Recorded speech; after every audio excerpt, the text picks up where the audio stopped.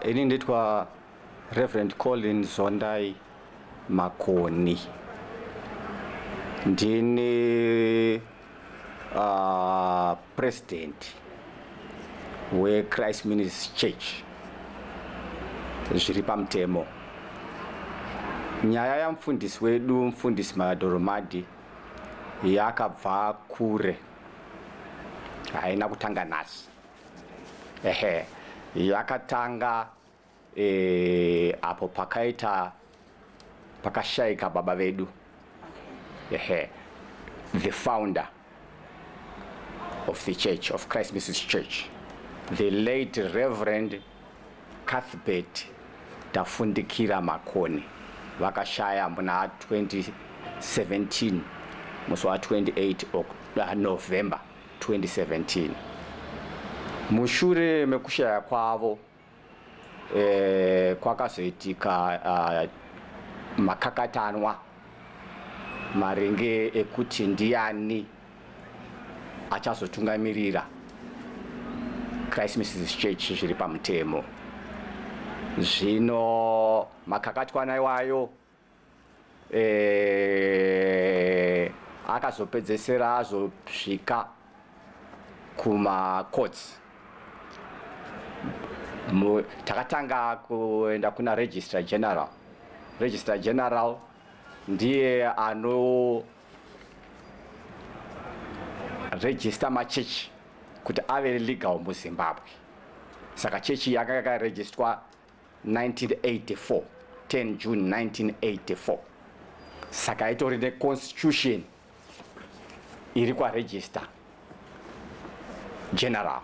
Saka mushure mekufa kwa baba chakaitika ndechekuti izvo Register General akaramba kurenewa malicense marriage officers zvakanga zviri maringe nemutemo weMarriage Act yakanga yaiswa patsva nehurumende. Saka munhu aikwanisa kutimirira ipapo maringe nemutemo anonzi head of denomination. Head of denomination ari marriage officer anozivikanwa kumarriage registry. Saka kufa kwa baba kwabva kwaita kuti pavashayiwe munhu anokwanisa kutimirira ndiri marriage officer as well. Saka ipapo ndo pakabva patanga gakava muchechi, nokuti amai veduwo vanga vachitiwo ndivo widow wemufi. Saka vane kodzero yekurana chechi. Vakaenda kwa registrar. Registrar akavataurira kuti aiwa, isusu tinoda kuti mucomply neconstitution yenyu yeChrist Ministries Church maringe nesuccession issue. Ivo ndokubva varamba. Registrar ndokubva aita sei, ndokubva agesawo maoko ake zvikanzi chiendai kumacourts nokuti handichakwanisa kuita dispute inini. Ndokubva vaenda kumacourts. Vaenda kumacourts zvakanzi itai sei, comply neconstitution yechurch. Then ivo ndo vakaendesa nyaya vachiti vadeclare sapresident wechurch. Inini ndakasaitwa sarespondent na Registrar General akasainwa sarespondent, because vanga vachiti Registrar General ari kuramba kuvadeclare sapresident. Saka nyaya yakapinda makoti, tikapiwa judgment kuHigh Court kuti havana simba rekurepresenta Christ Ministries Church. Nditori neorder yecourt iri standing izvozvo zvatiri panapa. Ikabva vakaenda kunokontesta kusupreme court. Supreme Court yakaita uphold the judgment ye-High Court. Havana simba authority to represent Christ Ministries Church. It's a court order. Haizi zvekuti hanzi ndezveku matare ekuchechi, but idare renyika rakataura izvozvo. Dambudziko redu nderekuti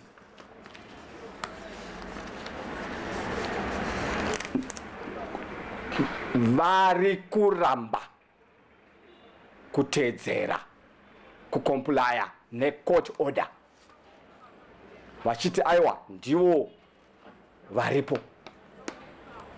Isu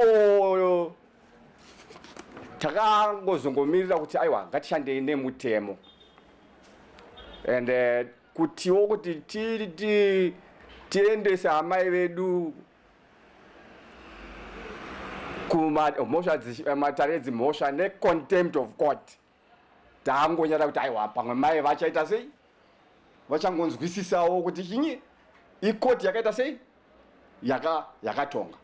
Saka mufundisi uyu Madhoromati uyu, dambudziko rake raari kupesekutwa, kune vanhu vari kushandisa amai vedu zvisirizvo.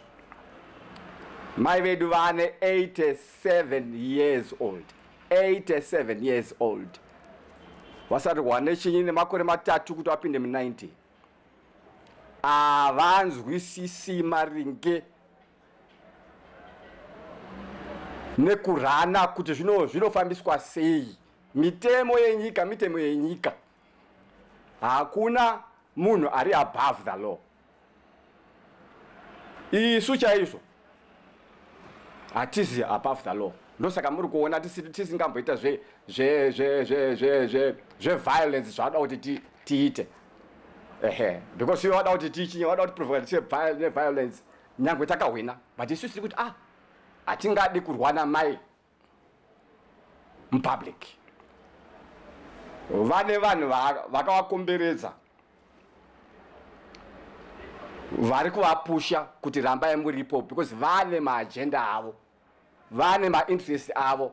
Vanozviti ibhodhi. Bhodhi ripi kana mai vabviswa vanzi havazi ivo nedare reZimbabwe necourt. Iyo court dare ravo rekuchechi razova nemasimba akupikidza hurumende, vari kuvawana kupi? Saka ndivo vari kurana church, vari kupula mastrings, vari mashots kuda vachishandisa amai vari kushanda neavo vari kudzinga vese vari kunzi vari kusapota ini mupresident wangu. Saka ndo panopinda nyaya yachinyi yamufundisi Madhoromati. Mufundisi Madhoromati munhu akatakashanda naye baba vachiripo, vakavhura masangano akawanda. Chitungwiza ichi kwavakachechi izvizvi yakatangwa paground naivo vaMadhoromati. Marondera yakatangwa navaMadhoromati, kuwadzana yakatangwa navaMadhoromati. Iye zvinezvi vanga vanzi vagare pachechi because vane chipo cheuvhangeri chekunovhura kutanga pasina chinhu. Saka ndo dambudziko rataita rekuti munhu wese ari kunzi ari kusapota ini sapresident ndo ari kuvictimizwa. Ndofunga zvinezvi macourt cases ava initiator after the order ye-High Court. Taakusvika 28 legal cases, 28 taakupinda mu30 legal cases. Ndochiti idini ndimuchemberere ari kuita izvi. Kune variko vari kumashure vari kuita zvisizvo.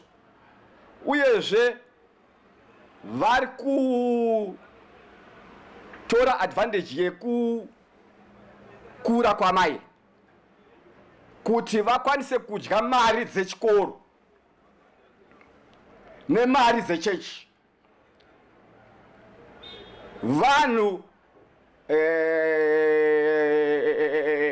vane mainterest avo, izvozvi chikoro chatiri kutaura ichi tane about since 2017 kusvika 2017 kusvika izvozvi 2017, 2018, 2019, 2020, 21, 2021, 22, 23, 24 hakuna audit. No audit. Tiri kuti isusu zvinhu ngazvifambe nemutemo, but ivo havasi kuda audit because vari kushandisa mari zvisizvo paChrist Ministries High School. Ndotenda kuti makambonzwa the issue yakabuda mupepa muHerald, mari dzakangoitawo dzakawanda dzakangoitwa missing, zikunzi 25,000 missing pamusana pevanhu vari kushandisa muchembere zvisizvo. Saka isu tiri kuti aiwa ngatiitei zvinhu zviri pachinyi, zviri pamutemo.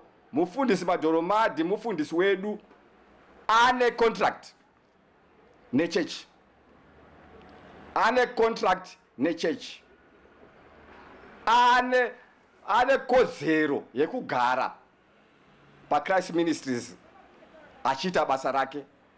Hapana munhu ane right izvozvi even yekunyora tsamba yetermination, nekuti ini ndini president wacho ane legal authority iyoyo. Vamwe havana, ndosaka vasiri kunyora, vakungoita resort kuma issues eviolence. Ndo maonero andiri kuona maringe nenyaya yedu yamufundisi Madhoromadi. Mufundisi Madhoromadi vakatiitira basa rakanaka zvikuru pachechi, and iye zvinezvi tine urombo nekuti havachakwanise kunyatsokuona, havachakwanise kutoona izvi zvakati vari pabasa.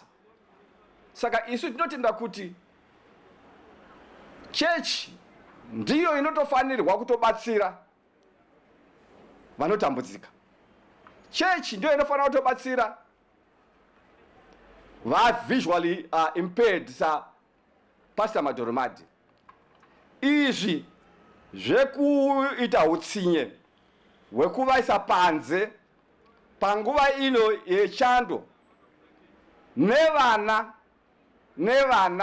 vari kuchikoro kuprimary school,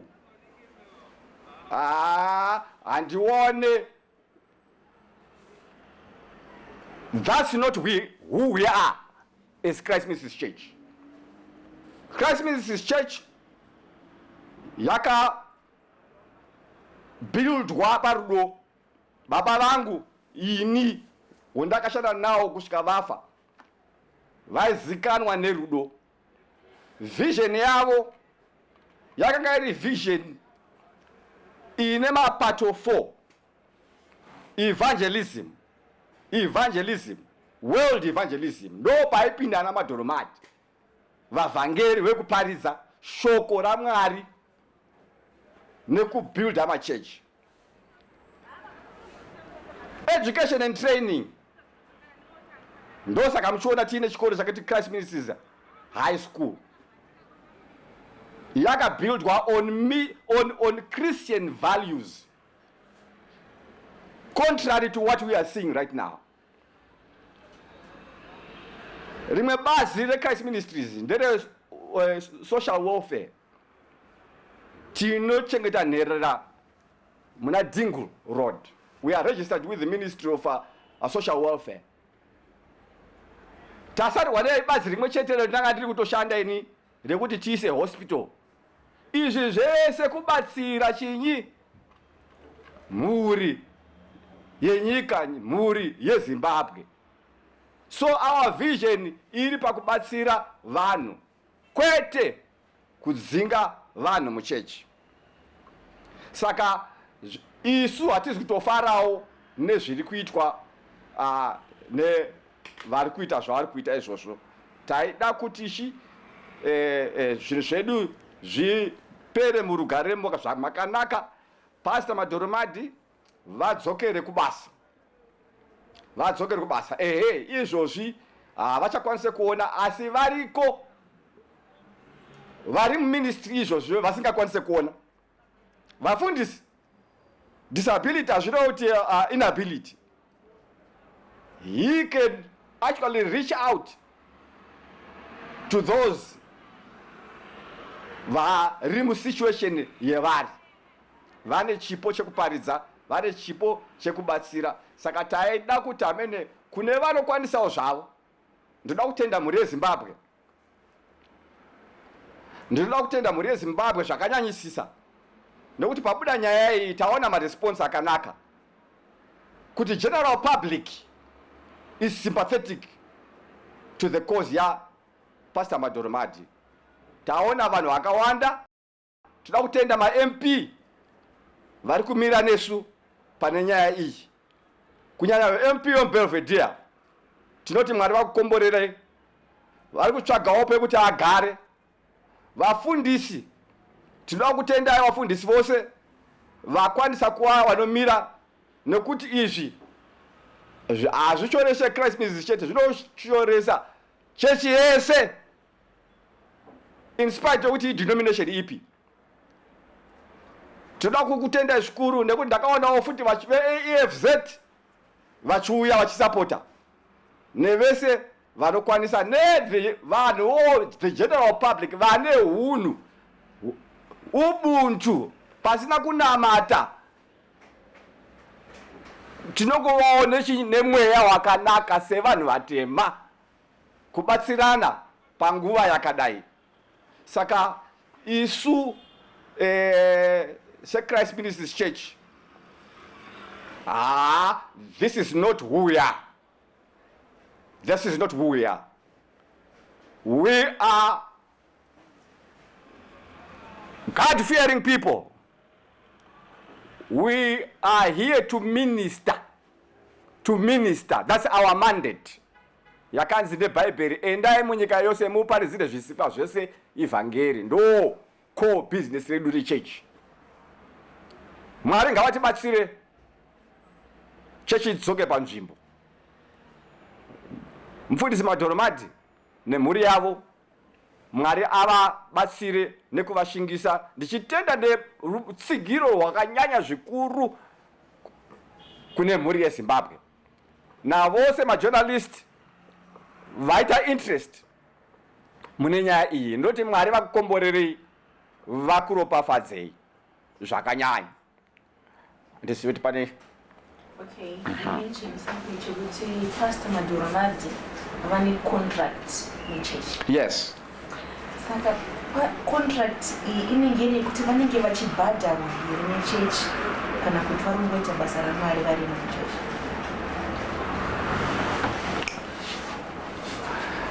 Baba vedu, the founder, Reverend Cuthbert Makukoni, vanga vari munhu akarongeka.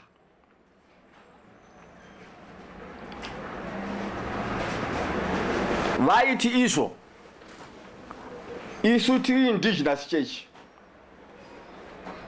hatina ma-links overseas kana ma-sponsors. Isu tinoda kuzvimiririra sechechi. Saka tichatanga kuvaka zvikoro. Zvikoro ndizvo zvichava mavhiri ekuti vhangeri rifambe. Saka vafundisi vedu vese vakatanga. Ini ndini ndagara ndiri senior pastor kubva 1986. Chechi yedu yakatanga 1984. Ini ndakatanga kuva senior pastor 1986 kusvika zvino. So ndiri in charge of the administration. Ndine mafaira evafundisi vese. vafundisi vedu vese baba vasati vafa vane ma-contracts of employment, because Christ Ministries Church is an institution, a corporate institution inokwanisa kusuiwa kana kusaisuwa. Is an organization on its own. So vafundisi vedu vese vane ma-contracts iwayo anovapa ma-allowance. Tina ma-allowance pamwedzi, tinovarentera dzimba kana pasina imba. Ndo zvangasvitwa kuna madhoromati ari muchitungwiza. Chechi yaibhadhara paaigara, paakaenda kuchinyi kumarondera, chechi yaibhadhara, kuwadzana yaibhadhara. Saka that contract iyoyo iri in effect, vari kumudzinga havana kumupa even a letter of termination of that contract. The contract iripo iri valid. Vakanetsana apo akati tipewo chinyi, tiwedzerewo mari sevafundisi, because mari yamuri kundipa $3, $3 hai pamwedzi. Unofana kuendesa mwana kuchikoro pa $3. Unofana kutenga chingwa pa $3. Unofana kuenda kuita maerrands ako chinji pa $3. Kana nemiwo munyika yatiri kurarama izvozvi vangani vanokwanisa kuzviita. Saka the issue iripo ndeyekuti mufundisi vari kungovictimizwa pamusana pekunzi ndofunga makadzwa muzvinzanzi vanzi vakadzingwa nekunzi vanotaurisa zvakabuda mumapepa. Inyaya yekuti kune vanhu vasiri da kuvapa zvavarikodzera. Nyangwe bhaibheri chairo, ini ndiri mufundisi, vafundisi vanobhadhara. Mushandi ane kodzero dzake. Zvegumi zvinobviswa machechi zvazvo zvinofanira kuenda towards chinyi, welfare yevafundisi. Isu tanga titori nani ka? Tine chikoro kaizvi. Ndingatadza pachikoro pa Christ Ministries Church papa, pane ma-students anosvika kuma nongozichiziya vakatadza kuva Joshua kuchengeta mufundisi yeyo. Haisi nyaya yekuti hakuna mari, inyaya yekumakana, inyaya yekuti kune vari kudya muchechi imomo vepamusoro havasi toda kugovana nevari pasi. Manje basa racho rinofamba sei? Mukatasa ivo vari kuvadzinga, motikari dzavari famba nadzo straight from Zimoko iri muplastic. Asi totadza kuchengeta mufundisi tomuisa panzi. Okay, mataura imimi mukati mune mapepa ekuti munzi ndimi president weChrist Ministries, right? Saka imimi sapresident wechurch, imimi sedunga munhu, hamusi kukwanisa here kwanuka muchibhadhara vamadhoromadhi zvekuti vanganzi nhasi vabudiswa panze. I think manhero kukatombonairira property iri panze. Saka imimi sapresident vechurch, alright, tomboti imimi, alright, pane madisputes aripo, but imimi semunhu ane mapepa ekunzi right now ndimi president vechurch, hamusi kukwanisa here kubhadhara vamadhoromadhi kana kuti muvatsvagire pekuti vagare? Mubvunzo uyu ndakatombobvunzwa nehama dzavo.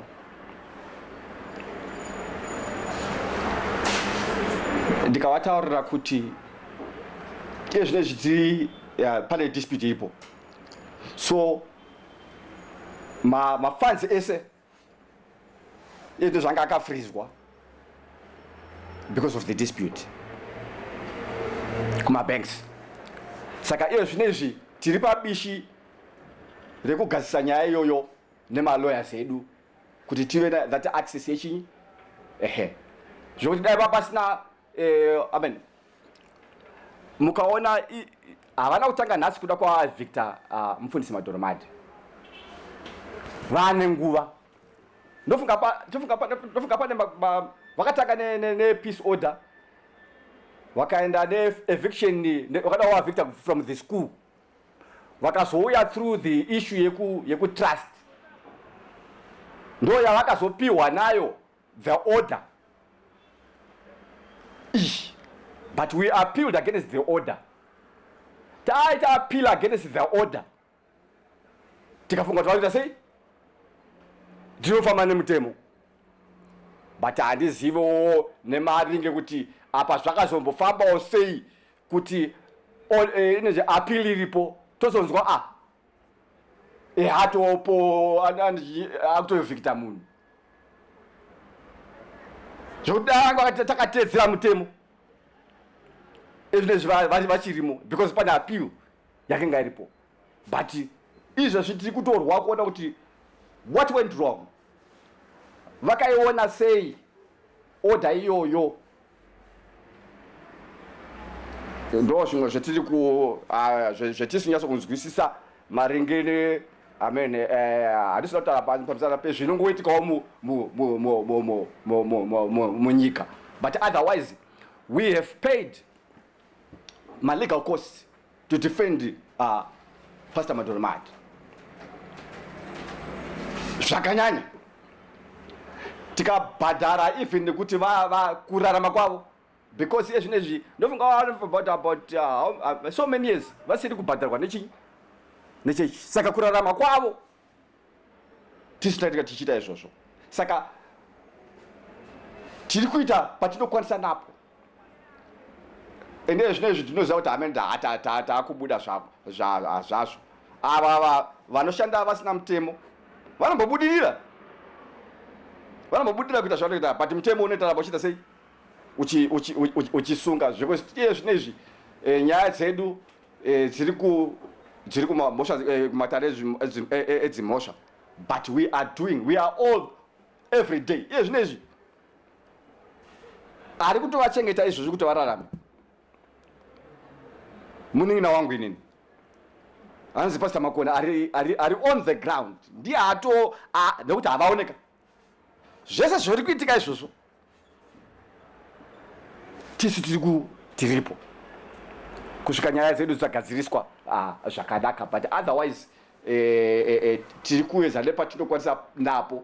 Kune vanhu vari kuuyawo, vamwe vari kubvawo vari pasi kuchechi vachibatsirawo kuti tikwanise kuona pekugara. And I think by the end of the day, or we should have some an accommodation yekuti vakwanise kuenda kunogara.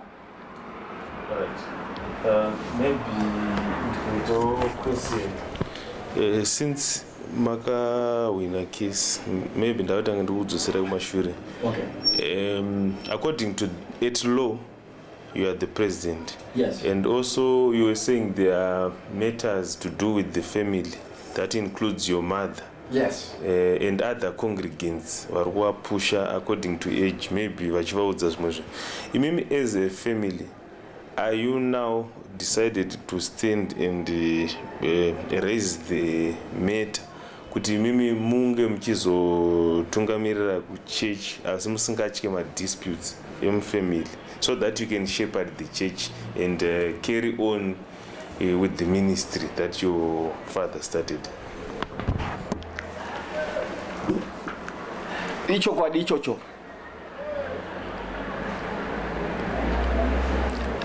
Isu semhuri yakaberekwa naCuthbert Tafundikira Makona. Baba vedu vaine chishuwiro chekuti mhuri inge yakabatana.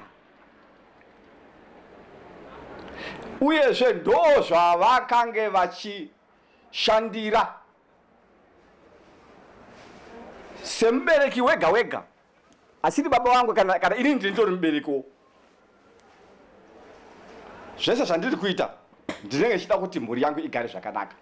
Ende baba vedu vakazviita izvozvo, vakasiya zvese zvakarongeka, mapepa akarongeka, zvese zvakarongeka. Dambudziko razongoitika nderekuti selfishness, greed among the family members ndo wakonzera split inozoaffectawo even the church nema-institutions echurch. Takakanga tichifungawo isu, ndini mukomana mukuru mumba, ndini zvakare sara pavana mushure mekunge baba vafa.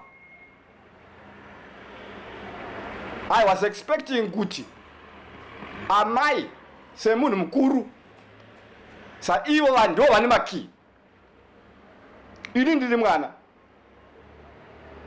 Pane pandinotaura kuti chinyi ngatidai, but ane makii mubereki asara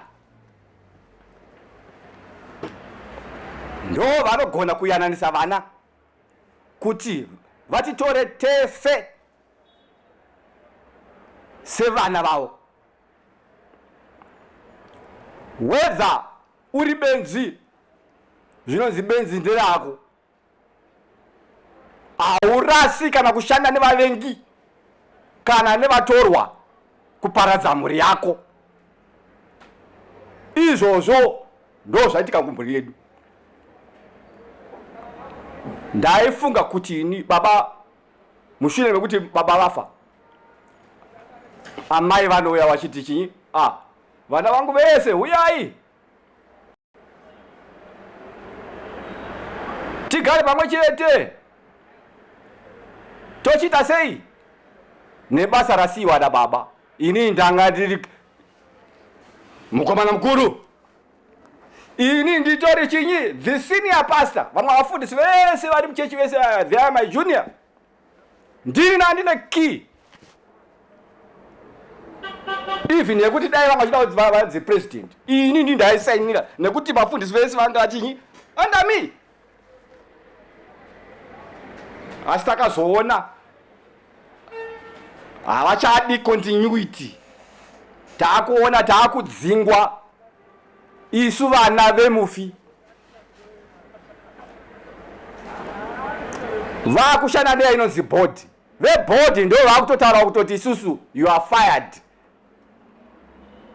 Anondifaya ari akamira pai nekuti number 1 church yakatangwa nemhuri,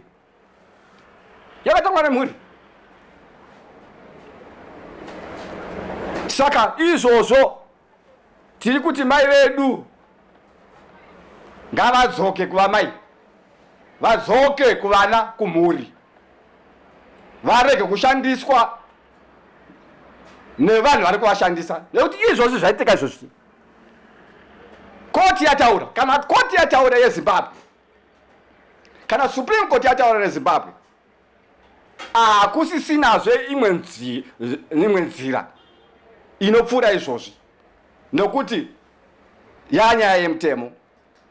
But ini semwanakomana ndiri kuti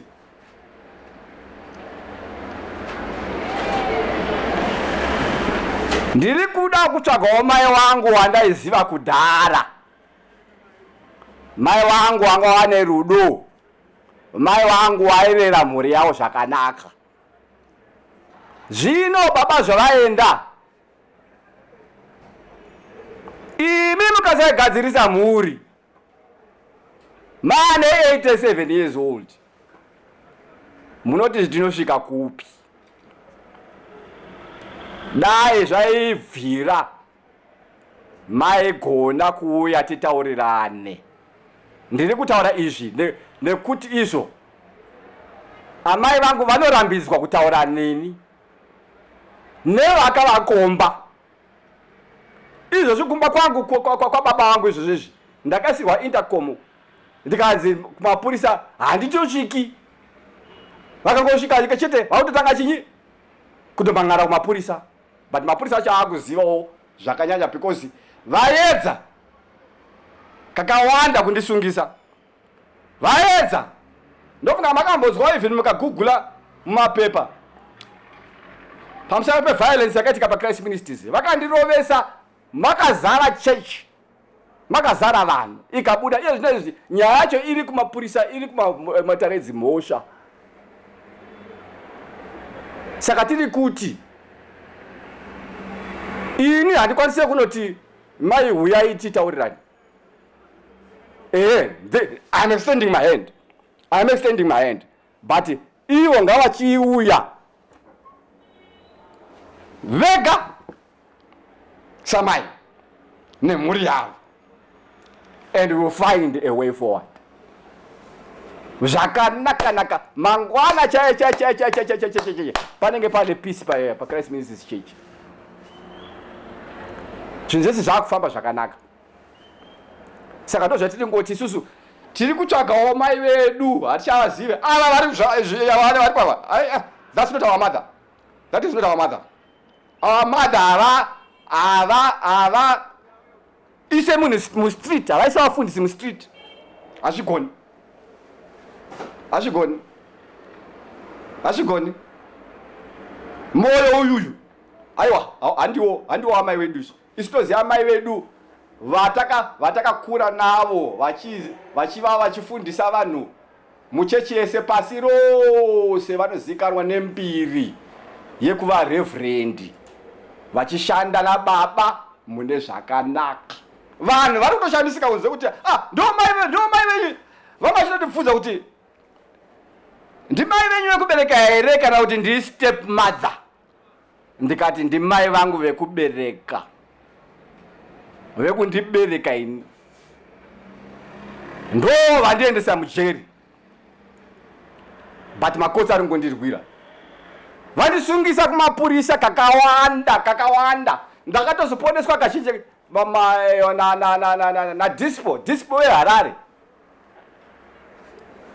Ndiye akatondiponesa. Zvekuti ndikadai ndakatofa ini.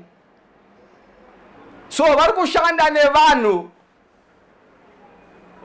vasina hunhu. Vanhu zvekuti iye zvinezvi we are fearing for our lives. Mupepa makatobobuda the last time yekunzi izvo vese vanotiteera vaitwa bad kunopinda chechi paChrist Ministries. Yezvinezvi ofisi yangu yenezvi yakatovharwa, yakavharwa zvetiri kutaura izvozvi.